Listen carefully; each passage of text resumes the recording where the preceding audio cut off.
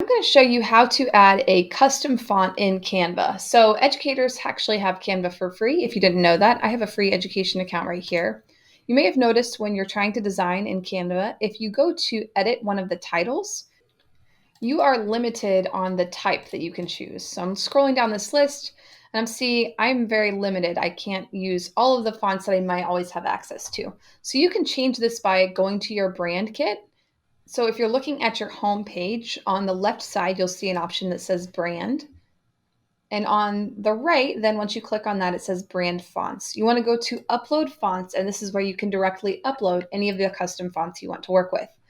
Now, you can't upload fonts directly as you download them from the internet. So here's a custom font that I've downloaded. It actually downloads as a zip file. So you'll need to right click on that folder and click the words extract all. You'll choose a destination location. I'll just keep it in downloads to stay easy and then click extract. Once it's extracted, you'll see all of the fonts available to you.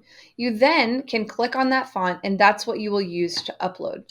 So I'm going to go over here back to Canva, click upload font.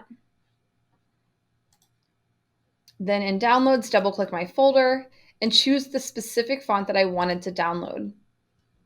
We're going to confirm that I have the right to use this font.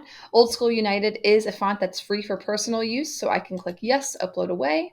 And now you'll see Old School United is one of my available fonts for using in Canva. So if I go back to home, I can click one of my designs. And now when I select the text, I should be able to see it right up here.